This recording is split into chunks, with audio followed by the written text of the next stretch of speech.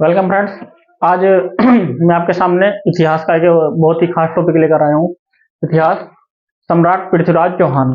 सम्राट पृथ्वीराज चौहान जी के बारे में बहुत ही अनोखी बातें बताई जाती हैं इतिहास के बारे में, और ये हमें पढ़ाया भी जाता है। तो मैं आपको बताऊंगा जो तराइन का युद्ध हुआ था, फर्स्ट बैटल ऑफ तराइन, ये हुआ था हमारा 1191। और ये लड़ाई किसके साथ लड़ी थी सम्राट पृथ्वीराज चौहान जी ने?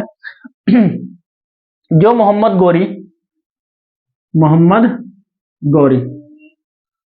गौरी और सम्राट पृथ्वीराज चौहान जी के बीच में लड़ाई लड़ी गई। मोहम्मद गौरी को सम्राट पृथ्वीराज चौहान जी ने कई बार परास्त कर दिया। उसके बावजूद भी मोहम्मद गौरी क्या करता था? अटैक करता रहता था। एक बार की घटना है कि जो मोहम्मद गौरी है, इसको एक बार सम्राट पृथ्वीराज चौहान जी की जो कमजोरी है वो पता चल जाती है, और वो कमजोरी थी उनकी पत्नी संयोगिता। और सम्राट पृथ्वीराज चौहान का जो विवाह हुआ था वह बहुत ही अनोखे तरीके से हुआ था, जैसे कि आजकल मान सकते हो आप। तो उस तरह से इनका विवाह हुआ था, और सम्राट पृथ्वीराज चौहान जी ने संयोगिता को उठाकर उनके घर से राजा जयचंद की लड़की थी, तो उनको उठा करके क्या कर ली, उनके साथ शादी कर ली। और कहीं ना कहीं राजा जयचंद तो क्या थे, सम्राट पृथ्वीराज चौहान से थोड़ा इनकी जो दुश्मनी थी वो हो गई थी। और जैसे ही राजा जयचंद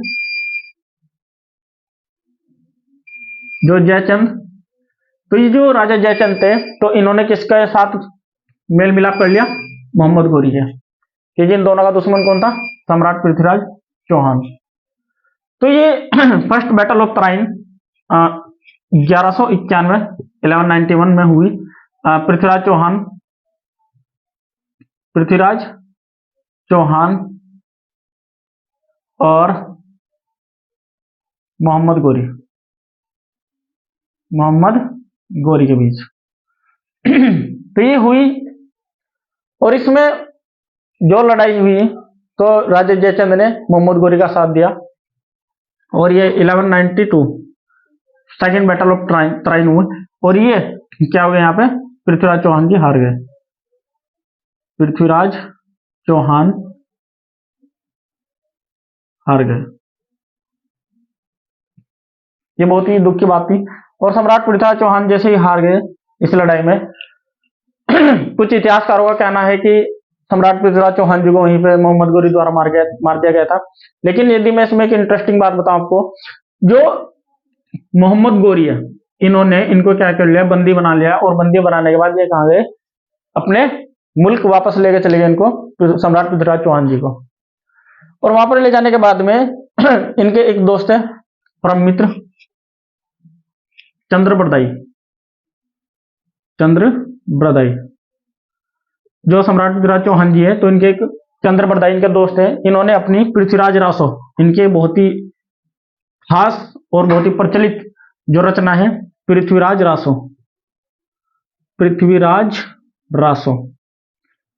रासो में इन्होंने इसका जिक्र भी किया है कि जो सम्राट पृथ्वीराज चौहान जी है वो मोहम्मद गौरी का तो नहीं मारे गए।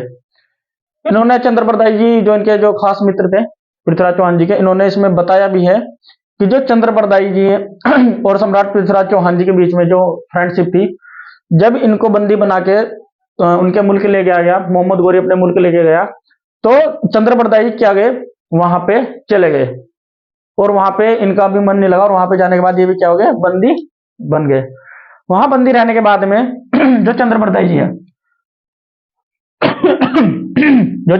है, तो इन्होंने क्या कहा, इन्होंने एक जो मोहम्मद गौरी था, इन्होंने अपने उसमें एक क्या गई सभा की, और सभा में उसने क्या किया, एक आयोजन किया। बहुत ही बड़ा खुशी का माहौल था कि इन्होंने अपने जो दुश्मन है उस पर जीत कर अपने मुल्क लेकर उसको गुलाम बनाया। तो इनके पास बहुत ही खुशी का जश्न था। तो इन्होंने क्या किया गया, वहां पे बहुत ही सारे वो किए गए, तीरंदाज बुलाए गए, और इन्होंने काफी सारे मतलब कि फेस्टिवल्स वगैरह उस ग्राउंड में ऑर्गेनाइज किए, मतलब कि मनाए। और मनाने के साथ में उन्होंने क्या किया, तो जो चंद्रबरदाई जी है, और एक बात और थी इसमें घटना में, सम्राट पृथ्वीराज चौहान जी की इन्होंने जो सरिये होते हैं उनसे क्या कर दी थी, आंखें फोड़ डाली थी मोहम्मद गौरी ने। तो जो चंद्रप्रदाय जी है, तो इन्होंने पृथ्वीराज चौहान जी ने कहा कि इस में मैं क्या करूंगा, पार्टिसिपेट करूंगा और तीरंदाजी में मैं मोहम्मद गौरी को मारना चाहता हूं। तो चंद्रप्रदाय जी इस प्रस्ताव को मोहम्मद गौरी के पास लेके गए। मोहम्मद गौरी के पास ले जाने के बाद में इन्होंने बोला कि जो मेरा दोस्त है पृथ्वीराज चौहान, वो क्या करेगा, तीरंदाज करता है, बहुत अच्छी तीरंदाजी करता है। तो मोहम्मद गौरी ने बोला कि तुम्हारा जो मित्र है पृथ्वीराज चौहान, वो क्या हो गया, अंधा हो गया है, अब वो तीरंदाजी कैसे करा। लेकिन उसी बात को लेकर के वो चंद्रप्रदाय जी गए पृथ्वीराज चौहान जी के पास, और पृथ्वीराज चौहान जी ने बोला कि मैं ये करूंगा, और मैं ये तीरंदाजी नहीं, मैं मोहम्मद गौरी का ही क्या करूंगा, कत्ल करूंगा, मतलब इसका साम्राज्य का अंत करूंगा। तो पृथ्वीराज चौहान जी गए, और जाने के बाद में पृथ्वीराज चौहान जी ने एक बहुत ही अच्छी शिक्षा प्राप्त की थी भीलों से। किससे प्राप्त की थी वो, भीलों से।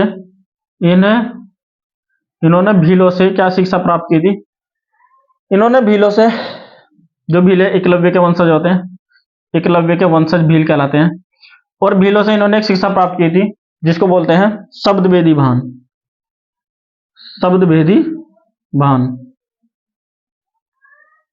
शब्दभेदी भान की जो शिक्षा थी वो पृथ्वीराज चौहान जी जानते थे। तो शब्दभेदी भान का क्या था, यदि आप आंखों पे पट्टी बांधकर जिधर भी जो बोलता है उधर को उतने ही मेजरमेंट के लेकर के या उतने ही ऊंचाई पे या नीचे पे तीर चला देते थे, और वो तीर सटीक लगता था।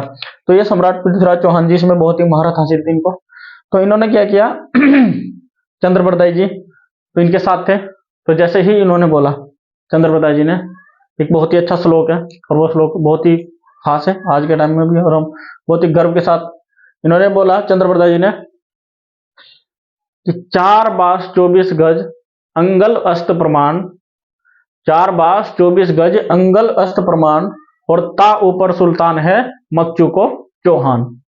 तो इन्होंने ये जो श्लोक बोला, ये जो लाइन बोली, और इसी लाइन को बोलते हुए इन्होंने क्या किया, और उतने ही ऊंचाई पे ता ऊपर सुल्तान है, उन्होंने उतनी ऊंचाई पर मोहम्मद गौरी पे क्या चला दिया, बाण चला दिया, और इसी बाण के कारण मोहम्मद गौरी क्या होगी, हत्या हो गई। और उसी हत्या के कारण जब मोहम्मद गौरी मर गया, मरने के कारण चंद्रप्रदाय ने क्या निकाली, अपनी कटार निकाली, तलवार निकाली, तलवार से जो पृथ्वीराज चौहान जी उनकी भी हत्या कर दी, और अपने आप ही खत्म हो गए थे।